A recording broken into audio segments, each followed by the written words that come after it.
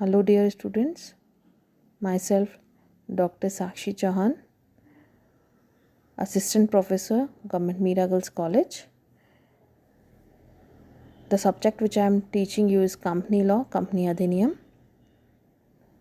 मैंने अपनी last class में ऑलरेडी आपको कंपनी किसे कहते हैं और उसके विभिन्न जो विशेषताएं होती, कैरेक्टरिस्टिक्स क्या होते हैं, वो ऑलरेडी मैं आपको एक्सप्लेन कर चुकी हूँ. इस क्लास को सुनने से पहले आई होप कि आप फर्स्ट वीडियो को ज़रूर देखेंगे, क्योंकि it is very important for all of you to know what is company and what are the various characteristics of a company. मैं आपको ऑलरेडी समझा चुकी हूँ कि कंपनी जो है वो एक आर्टिफिशियल पर्सन होती है, कृत्रिम व्यक्ति जिसे हम कहते हैं. उसी के आधार पर आज की जो क्लास हो रही है, जिसे हम जो टॉपिक है वो है the principle of separate legal existence, the company के पृथक वैधानिक अस्तित्व का सिद्धांत. सेपरेट लीगल एग्जिस्टेंस, ये जो टर्म है वही हमें बता रहा है कि जो एग्जिस्टेंस है, जो अस्तित्व है, वो सेपरेट है और वो लीगली अस्तित्व मिला है. तो उसी के आधार पर हम जो विभिन्न पॉइंट्स हैं उसको देख लेते हैं. फर्स्ट पॉइंट है, कंपनी विधान द्वारा निर्मित एक व्यक्ति है. हम जानते हैं कि कंपनी एक कृत्रिम व्यक्ति है, आर्टिफिशियल पर्सन है, जिसे लॉ ने बनाया है, जिसे कानून ने बनाया है, जिसके जो विधान के द्वारा बनी है, जिसे विधान ने जन्म दिया है, और उसकी जो मृत्यु होती है वो भी विधान के द्वारा ही होती है. सेकंड पॉइंट, उसका जो सदस्य होते हैं, कंपनी के जो सदस्य मीन्स मेंबर्स और अंशधारी मीन्स शेयर होल्डर्स, उनकी जो आइडेंटिटी होती है, वो उनका जो एग्जिस्टेंस होता है वो कंपनी के अस्तित्व से बिल्कुल भिन्न होता है. कंपनी के चलाने वालों का अस्तित्व और कंपनी का स्वयं का अस्तित्व दोनों अलग अलग चीज़ें हैं. कंपनी और उसके सदस्यों के जो संपत्ति होती है वो भी अलग अलग होती है. कभी भी कंपनी अपने सदस्यों की प्रॉपर्टी को स्वयं की प्रॉपर्टी नहीं कह सकती है, और कंपनी के जो सदस्य हैं या शेयर होल्डर्स हैं वो कंपनी की प्रॉपर्टी को स्वयं की प्रॉपर्टी नहीं बता सकते हैं. कंपनी अपने नाम से प्रॉपर्टी या संपत्ति खरीदती है और चाहे तो बेच भी सकती है. ये दोनों ही कार्य कंपनी के नाम से होंगे, ना ही उसको चलाने वालों के नाम से. नेक्स्ट, कंपनी एवं सदस्य दोनों ही एक दूसरे के ऊपर वाद प्रस्तुत कर सकते हैं. अब सिंस दोनों की आइडेंटिटी अलग अलग है, दोनों की पहचान अलग अलग है, तो और कंपनी एक आर्टिफिशियल पर्सन है जिसे विधान के द्वारा जन्म मिला है. तो अब अगर कंपनी के सदस्य किसी भी कारण अगर कंपनी के ऊपर केस करना चाहें तो वो कंपनी के ऊपर केस कर सकते हैं, और कंपनी भी किसी भी कारणवश अगर चाहे तो उसके जो सदस्य हैं या अंशधारी हैं उनके ऊपर भी केस कर सकती है. दोनों के पास ये अधिकार है कि वह एक दूसरे के ऊपर वाद प्रस्तुत कर सकते हैं. अब इस प्रिंसिपल को और अच्छे से समझाने के लिए आपकी बुक में दो एग्जाम्पल्स दे रखे हैं, उदाहरण दे रखे हैं, दो केसेस हैं.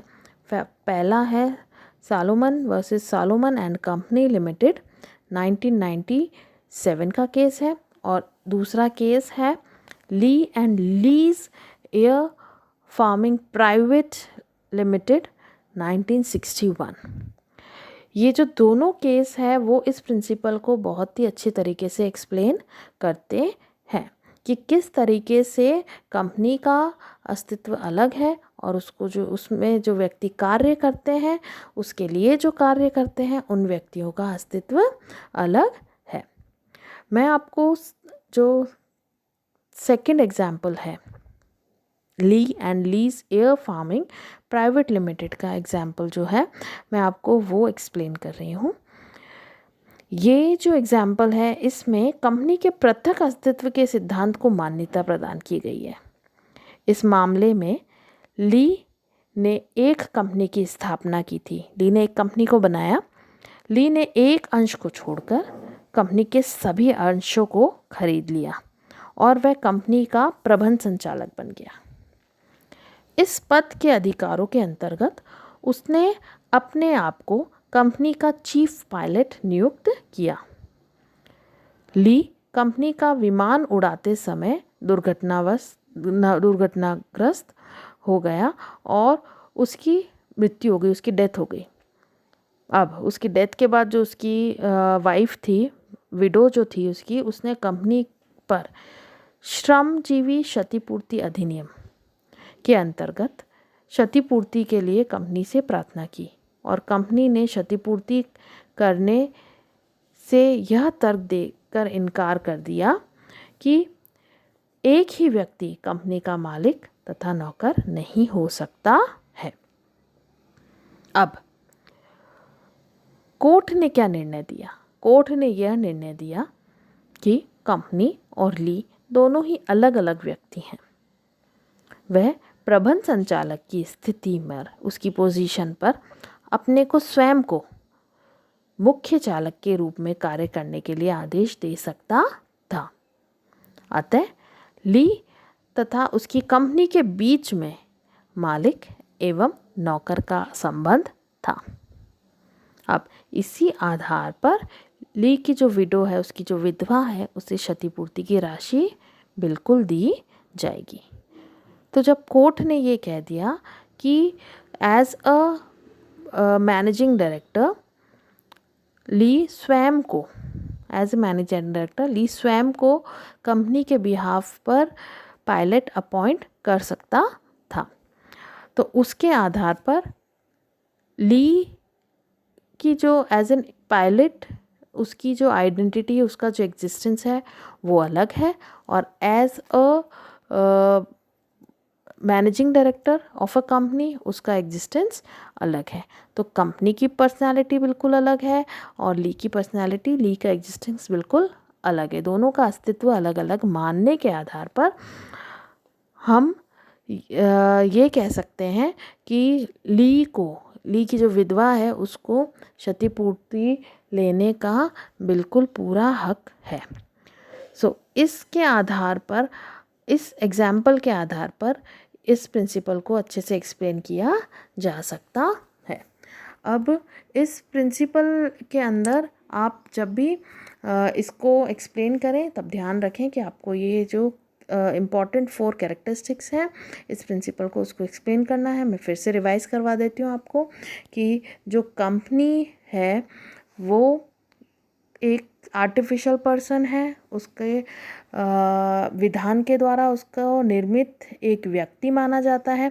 उसके जो सदस्य होते हैं या उसके जो अंशधारी होते हैं, जिसको हम बोलते हैं, जो उसको चलाते हैं कंपनी को, उनकी आइडेंटिटी कंपनी की आइडेंटिटी से बिल्कुल अलग, बिल्कुल भिन्न मानी जाती है।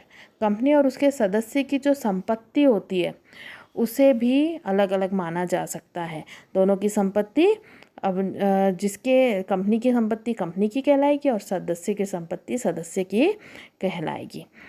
कंपनी एवं उसके सदस्य दोनों ही एक दूसरे के ऊपर वाद प्रस्तुत कर सकते हैं। किसी भी कारणवश अगर कंपनी को लगता है कि उसके सदस्य ने कुछ गलत किया है, कंपनी को नुकसान पहुंचाया है, कंपनी के मेमोरेंडम और आर्टिकल के बाहर जाके कोई कार्य करा है, तो कंपनी अपने सदस्य के ऊपर वाद प्रस्तुत कर सकती है। और सदस्य को अगर ऐसा लगता है कि कंपनी ने उसके साथ कुछ गलत करा है, उसके राइट्स को कहीं ना कहीं रोका है, तो उसके उन कारणों की वजह से भी जो सदस्य हैं वो कंपनी के ऊपर वाद प्रस्तुत कर सकते हैं।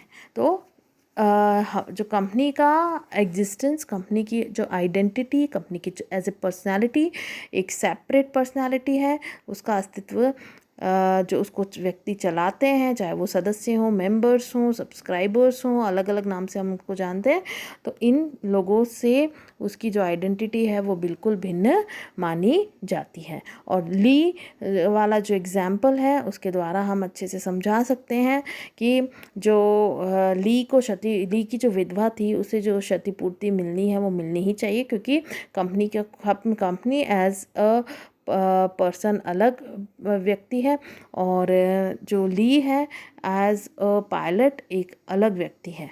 तो चाहे वो मुख्य प्रबंधक या के रूप में कार्य कर रहा है तो भी उसकी जो विडो है उसको बिल्कुल क्षतिपूर्ति दी जाएगी। सो ये जो the principle of separate legal existence हमें क्या समझाता है कि कंपनी की खुद की एक अपनी पहचान है, उसका खुद का एक अस्तित्व है। कंपनी विधान में कंपनी के पृथक अस्तित्व के सिद्धांत को विशेष महत्व मिला है। अनेक देशों एवं विदेशी कानून ने भी जो कानूनी मामलों में पृथक अस्तित्व के सिद्धांत को स्वीकार किया गया है। इस प्रिंसिपल को देशी एवं विदेशी दोनों कानूनों ने एक्सेप्ट किया है।